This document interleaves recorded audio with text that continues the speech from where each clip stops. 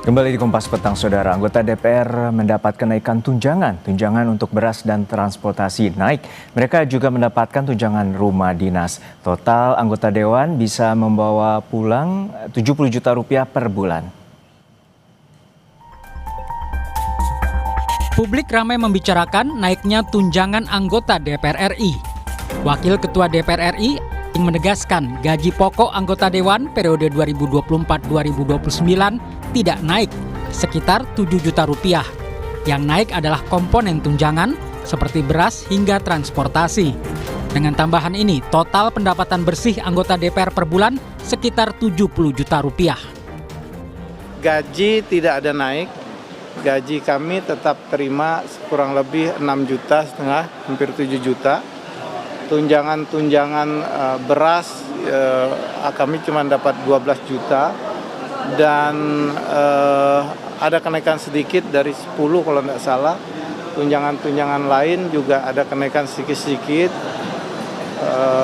Bensin itu sekitar 7 juta yang tadinya kemarin sekitar 4 juta 5 juta sebulan, walaupun mobilitas daripada kawan-kawan Dewan lebih dari itu setiap bulannya. Jadi kalau dulu gaji kawan-kawan itu terima total bersihnya sekitar 58, mungkin dengan kenaikan gaji tidak naik ya, saya tegas sekali gaji tidak, dengan kenaikan tunjangan makan disesuaikan dengan indeks saat ini mungkin terima hampir 69, hampir 70-an. Jadi yang naik cuman tunjangan itu saja yang saya sampaikan tadi, tunjangan beras, karena kita tahu beras telur juga naik, mungkin Menteri Keuangan juga kasihan dengan kawan-kawan DPR. Sejumlah tunjangan anggota Dewan yang naik, yakni tunjangan beras dari yang semula 10 juta rupiah menjadi 12 juta rupiah per bulan. Lalu ada pula kenaikan tunjangan BBM dari yang semula 4 hingga 5 juta rupiah per bulan menjadi 7 juta rupiah per bulan. Berdasarkan surat edaran Sekretariat Jenderal DPR tahun 2010, anggota DPR juga sebelumnya sudah mendapatkan sejumlah tunjangan di luar gaji pokok. Antara lain tunjangan rumah sebesar 50 juta rupiah per bulan, tunjangan suami atau istri sebesar 420 ribu rupiah per bulan, lalu tunjangan anak sebesar 168 ribu rupiah per bulan. Selain itu, ada pula tunjangan jabatan sebesar 9,7 juta rupiah per bulan, lalu tunjangan komunikasi sebesar 15 juta 554 ribu rupiah per bulan, dan tunjangan kehormatan sebesar 5 juta 580 ribu rupiah per bulan. Yang juga jadi perhatian publik adalah uang tunjangan rumah dinas sebesar 50 juta rupiah. Anggota DPR sekarang tidak lagi mendapatkan fasilitas rumah dinas seperti periode sebelumnya. Namun sebagai gantinya mereka mendapat tunjangan rumah jabatan anggota. Wakil Ketua Komisi 3 DPR Ahmad Sahroni mengatakan pemberian tunjangan 50 juta rupiah lebih baik dan efisien daripada mendapat fasilitas rumah dinas. Menurutnya, laporan dan penghitungan dari Setjen DPR, biaya pemeliharaan rumah dinas per tahun jika ditotal bisa mencapai ratusan miliar rupiah. Jauh lebih mahal daripada memberikan tunjangan cash 50 juta rupiah. Kasih fasilitas rumah, itu biayanya akan lebih mungkin 10 kali lipat dari yang dikasih tunjangan kepada anggota DPR, sebanyak 50 juta. Kenapa? Karena biaya perawatan itu tak terhingga. Ya, banyak rusak AC lah, perlengkapan di dalamnya. Kenapa waktu itu banyak yang kasih masukan lebih baik dikasih tunjangan tunai, di mana tidak memberatkan negara agar posisinya tidak anggaran negaranya tidak terganggu. Cuman ngurusin rumah jabatan DPR. Analis politik sekaligus Direktur Eksekutif Parameter Politik Indonesia Adi Praitno menyebut, kenaikan tunjangan anggota DPR melukai perasaan publik karena di saat yang bersamaan masih banyak warga yang miskin dan kesulitan mendapat pekerjaan. Menurutnya, di tengah efisiensi anggaran, kenaikan tunjangan ini malah menambah beban negara. Yang kedua tentu saja adalah soal di tengah efisiensi yang dilakukan oleh pemerintah, di tengah pengetatan anggaran yang terjadi di mana-mana, tunjangan-tunjangan yang diberikan kepada yang mulia anggota Dewan dalam banyak hal ini mengkonfirmasi betapa ada disparitas yang cukup jauh antara pendapatan yang dimiliki oleh anggota Dewan dengan rakyat yang ada di bawah. Naiknya tunjangan anggota dewan juga diprotes warga. Mereka menilai kenaikan tunjangan ini tidak sebanding dengan kinerja DPR.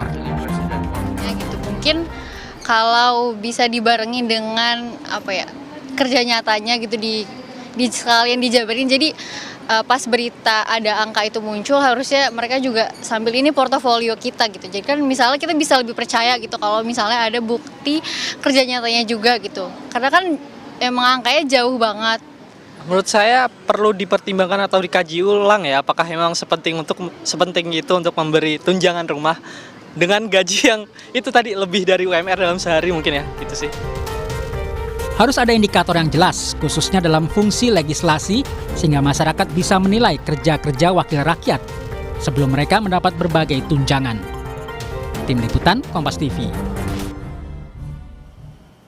Pendapatan anggota DPR RI menjadi sorotan sebab jumlahnya mengalami kenaikan karena mereka kini mendapatkan kenaikan tunjangan beras dan transportasi serta tunjangan rumah dinas. Total anggota dewan mendapatkan 70 juta rupiah per bulan. Seberapa penting menaikkan tunjangan di tengah efisiensi saat ini? Kami akan membahasnya bersama Ketua PBHI Julius Ibrani dan juga Pak Toto Daryanto, anggota DPR RI dari fraksi PAN. Selamat petang Bapak-Bapak, Mas Julius dan Pak Toto.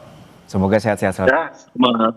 Ya, selamat Mas Juno. Ya, selamat petang. Saya ke Pak Toto terlebih dahulu. Pak Toto, ini sebenarnya apa alasannya? Karena menjadi sorotan, terutama tadi ada tunjangan yang sebesar 50 juta rupiah, lalu bensin ada juga 7 juta rupiah, listrik 7,7 juta rupiah, dan ini bagi 580 anggota DPR, Pak Toto. Iya, tadi kan sudah dijelaskan oleh Pak Sahroni ya, bahwa tunjangan perumahan itu sebetulnya kalau dihitung berdasarkan pembiayaan perawatan rumah dinas dan lain-lain itu jauh lebih efisien, lebih murah gitu. Nah, dan sebenarnya ini isu tunjangan ini saya tidak tahu ya kok bisa tiba-tiba mencuat di tengah masyarakat ya. Padahal sebenarnya tidak ada sesuatu yang berubah secara signifikan. Halo? Ya, silakan. Halo, Pak Toto. ini. Masih terhubung?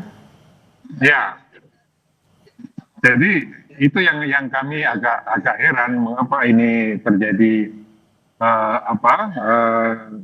berita yang heboh mengenai kenaikan tunjangan yang tadi sudah disebutkan itu juga jumlahnya tidak seberapa ya. Sementara yang rumah itu kan memang itu sudah sejak awal pelantikan kita nggak dapat rumah dan ada tunjangan.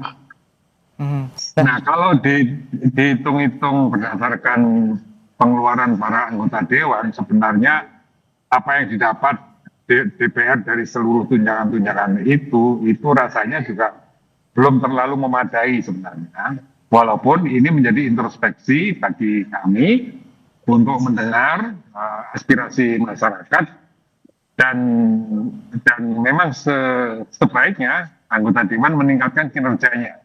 Ya. Supaya tidak dimasalahkan oleh konstituennya. Tapi Pak Toto begini. Saya kira Pak Toto begini. Itu kan. Ya. Kami tangkap. Pak Toto begini. Artinya ini lebih efisiensi dibandingkan harus mendapatkan maintenance perawatan terhadap rumah dinas yang diberikan kepada anggota DPR. Namun apakah sudah ada audit seberapa layak, tidak layaknya untuk rumah dinas bagi anggota DPR yang berada di Kalibata dan juga di pos pengumben Ulu Jami? Apakah sudah ada audit dan juga berdasarkan Pak Sekjen bahwa perawatan bagi satu rumah dinas itu sekitar 25 juta per tahun atau 2 juta per bulan? Saya tidak tahu apakah itu sudah ada audit, tapi berdasarkan keterangan dari rekan saya tadi, dari Komisi 3, Pak Sahroni ya, itu yang menyampaikan ada data yang beliau temui seperti itu, yang tadi sudah diungkapkan. Jadi ya kita sejauh ini percaya dengan itu, tapi kalau mau dilakukan audit saya kira juga baik juga. Tapi kalau dikatakan perawatan 25 juta setahun menurut saya nggak masuk akal itu Mas. nggak mungkin lah, perawatannya itu mahal itu. Baik. Baik. Ya. Lalu kita akan mendengarkan bagaimana pandangan dari Mas Julius. Mas Julius, seperti apa sebenarnya apa yang terbesit di pikiran Anda di tengah efisiensi, di bawah tekanan ekonomi saat ini, bahwa ada tunjangan-tunjangan yang istimewa bagi anggota DPR yang bisa dikatakan kalau di jumlah total bisa hampir 100 juta rupiah per bulan.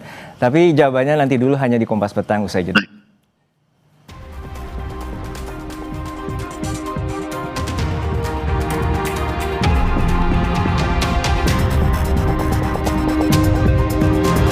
Kembali di Kompas Petang, kembali membahas terkait dengan tunjangan yang diterima oleh wakil rakyat, dan saat ini kami membahas dengan Pak Toto Sudaryanto dari anggota DPR fraksi PAN dan juga Mas Julius Ibrani, Ketua PBHI. Namun kami kembali ke Pak Toto. Pak Toto, sebenarnya tunjangan ini sudah diterima dan juga benarkah ada koreksi terkait dengan besaran tunjangan, terutama tunjangan beras? Maksudnya koreksi yang disebut kenaikan itu ya? Halo? Ya, betul Pak Toto, silakan. Kami tidak tahu mekanisme apa yang dilakukan, tapi yang disebut koreksi itu pun juga sebenarnya jumlahnya tidak signifikan ya. Jadi, dan bagi anggota DPR sebetulnya tidak pernah juga ada keinginan, ada permintaan untuk dinaikkan tunjangannya, kita juga tidak pernah ada. Jadi andaikan anggaran itu tetap seperti sebelumnya, kita juga menerima. Artinya revisinya tidak, koreksi dari tunjangan itu juga tidak begitu signifikan, dan juga saat ini proses penerimaan juga sudah diketahui oleh pihak anggota Dewan sendiri ya Pak ya? Ya, saya kira setiap anggota Dewan menerima sesuai dengan yang dianggarkan. Baik, kami ke Mas Julius. Mas Julius, seperti apa sebenarnya pandangan Anda bahwa di tengah kebijakan efisiensi dan kemudian situasi ekonomi saat ini adanya pemberian tunjangan bagi anggota Dewan atau wakil rakyat? Yang pertama, kami lihat di sini ada satu kebijakan yang menentang realita dan juga program pembangunan dari negara, bukan hanya pemerintah gitu ya. Kita tahu bahwa Menteri Sri Mulyani sedang berjuang keras bagaimana mencatatkan gitu ya target penerimaan negara lewat pajak dan segala macamnya, di mana rakyatlah yang paling banyak dibebankan terhadap kenaikan pajak itu. Itu yang pertama. Yang kedua, dihadapkan juga pada posisi keuangan negara yang banyak dirampok lewat kasus-kasus dugaan korupsi hingga ratusan triliun dan segala macam yang ditangani oleh Kejaksaan Agung gitu. Nah, yang ketiga, situasi investasi, situasi ekonomi, situasi bisnis sampai ke level ekonomi real yang saat ini dalam kondisi terpuruk. Jadi saya pikir kalau ada kenaikan sedikit pun saja, Rp1 pun saja, sebetulnya bukan soal nilai, Mas Juno. Jadi soal Rp1 kenaikan saja itu sudah bertentangan dengan situasi dan kondisi saat ini. Nah, itu yang saya katakan tadi, itu tidak bijaksana dan tidak dapat dibenarkan. Jadi kalau dalam konteks keuangan negara kita sedang menghadapi penghematan, kita sedang menghadapi satu mekanisme efisiensi, maka seluruhnya harus kena gitu. Tetapi ketika kita ada satu DPR yang mengalami kenaikan meskipun dia tunjangan, itu menjadi pertanyaan besar. Itu yang pertama. Yang kedua adalah ini bukan soal sikap sensitivitas dan segala macam. Ini sangat kalkulatif dan ini sangat matematis gitu ya. Ketika uang negara minim lalu terjadi penambahan pengeluaran, pertanyaannya siapa yang menanggung? Di saat misalnya pejabat-pejabat negara itu kan gak ada yang menanggung pajak selain daripada transaksi-transaksi pembelian harian lewat mekanisme PPN 11%.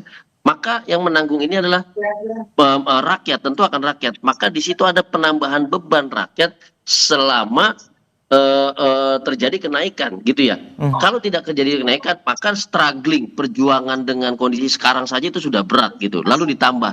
Nah, ini yang saya katakan bahwa mau kinerja DPR seperti apapun, mau bagus mau buruk, mau kemudian produktif dalam hal legislasi atau tidak, mekanisme kenaikan ini tidak sesuai atau bertentangan dengan kondisi keuangan negara saat ini yang menghimpit rakyat lewat pajaknya. Nah, ini saya pikir para anggota DPR yang mulia, para wakil rakyat yang mulia ini harus bersikap tegas dan ini mekanisme yang selalu terjadi ketika selesai pemilihan umum legislatif. Oke. 2015 pernah terjadi. Oke, silakan dan langsung ditanggapi 2025 oleh terjadi juga. Pak Toto. Gitu. Pak Toto gimana bahwa ada terkait dengan besarnya juga angka tunjangan dan juga tidak berkait atau tidak sesuai dengan kebijakan efisiensi yang tengah berjalan saat ini?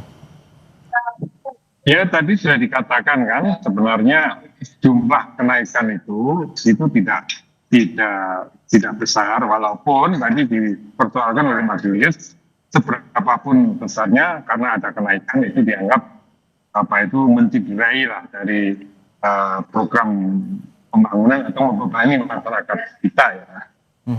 Ya jadi ya tentu sebagai anggota DPR kita selalu mendengar aspirasi dari masyarakat itu dan mudah-mudahan ini juga didengar oleh teman-teman para anggota Dewan yang bertugas dalam menyusun anggaran untuk DPR itu. Baik, terakhir untuk Jadi Mas Julius.